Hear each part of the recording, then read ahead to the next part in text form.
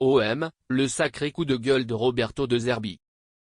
Après sa défaite cuisante face au PSG à domicile, 0-3, l'OM a su se reprendre à Nantes, 2-1.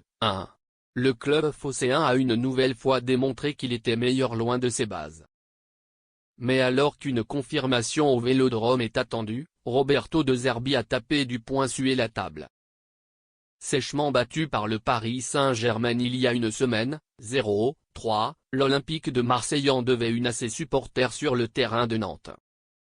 Ça tombe bien, les hommes de Roberto De Zerbi sont plus à l'aise à l'extérieur, 4 victoires en 5 matchs avant ce soir, qu'à domicile, un succès en 4 matchs. Après la victoire du PSG face à Lens, 1-0, et la défaite de Monaco contre Angers, 0-1, Marseille avait d'autant plus l'occasion de recoller à la 2e place du classement en cas de bons résultats en Loire-Atlantique. L'OM est 2e. Une mission réussie par les Phocéens, 2-1, mais que ce fut brouillon. Hormis le feu Folero sur son aile gauche et quelques accélérations de Greenwood en début de match, on s'ennuyait ferme à la Beaujoire. Côté olympien, les prestations très moyennes de Rabiot et surtout de Kondogbia, fautif sur l'égalisation nantaise, laissaient même le FCN espérer alors que les Canaries n'ont quasiment jamais été en mesure de créer le danger. Heureusement pour l'OM, une passe décisive d'Euro pour Mopé, 24e, et un festival de Greenwood à l'heure de jeu ont permis de ramener les 3 points. Dominateur, mais pas tranchant, cet OM-là n'a pas forcément envoyé un message rassurant après l'humiliation subie la semaine passée.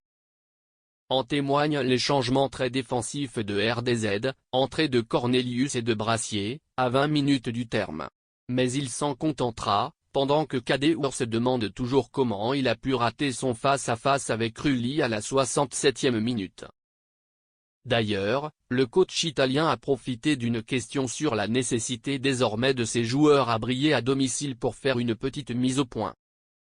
Conscient des critiques que subit son équipe, RDZ n'a pas haussé la voix, mais il a poussé un petit coup de gueule pour faire passer ses messages. RDZ tape du poing sur la table. Je tiens à être clair. Je pense que mes joueurs sont, en grande partie, nouveaux dans ce club. Quand ils sont venus à Marseille, ils étaient très heureux. Ils savaient ce qui les attendait. Moi-même, je suis très heureux d'être venu à Marseille, je me sens très bien ici, dans cette ville. Il ne faut pas oublier qu'on essaye de construire une équipe nouvelle, une équipe forte.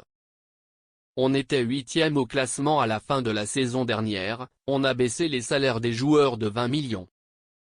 Ce n'est pas quelque chose de parfait, surtout au Vélodrome, mais c'est quelque chose qui nous affecte beaucoup. On voudrait avoir plus de continuité à domicile. Cette défaite contre le PSG a été très dure, physiquement aussi. Vous ne pouvez pas imaginer à quel point les joueurs ont souffert, c'était une semaine difficile. Il faut savoir. Soit on décide de construire, soit on s'arrête à un match remporté et Greenwood c'est le meilleur du monde et la défaite suivante, il n'est pas bon. On sait qu'on doit s'améliorer. On n'est pas au niveau que je voudrais.